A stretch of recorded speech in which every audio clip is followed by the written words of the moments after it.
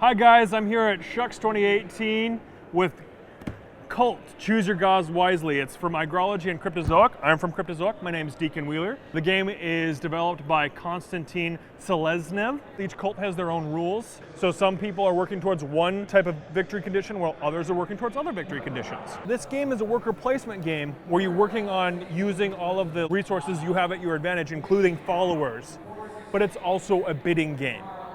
The person that has the most priest influence on a location is the person that will win that location.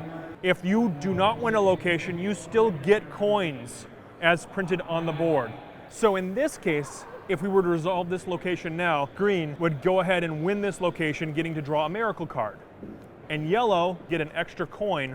Before every location resolves, everyone also has a chance to respond to that location either by playing a miracle card, an intrigue card, or an ability off their cult sheet which requires a payment of some sort. On your turn, you're preaching by placing priests in different locations.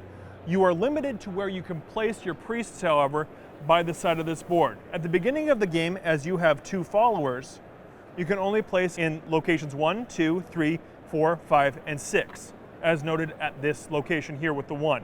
Once you get your 3rd follower, which is normally from slums, you can play in locations 9 through 1, and a 7th follower all the way from 13 to 1. Your patriarch is also a priest with a variable influence level based on the number of followers you have. If you have the supremacy card, which gives him +7, if you have license cards that give him +2, 3, 4, or 1. There are 3 locations that are very important to the game, however, because they're the locations that help you win the game. Your goal is to do one of 3 things. Either get all 5 of your altars out onto the board. You're able to turn your priests into altars by winning this location.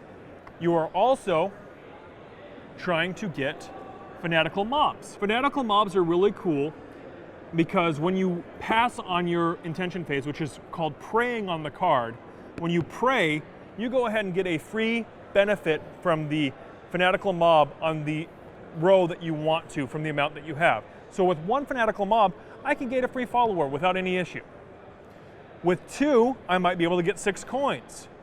With a 3rd fanatical mob, I would be able to use something on this row, including building an altar on an earlier location that normally you wouldn't be able to maybe do. If you get 4 of these fanatical mobs, you also trigger in-game winning. Last but not least is if you summon your god. Of course, if your god shows up in the Eternal City, you're gonna win, because Cthulhu showing up is a bad day for everyone else who doesn't believe in him. You do that by winning the Rift of Darkness. It's the 13th location, it's the last to resolve, so a lot of things might change by the time that you get down here. For instance, maybe you put your Patriarch down here and you had the Supremacy card. That gives your Patriarch +7. So right now I have a Patriarch of 9. I might also have a couple other cards that make him even better.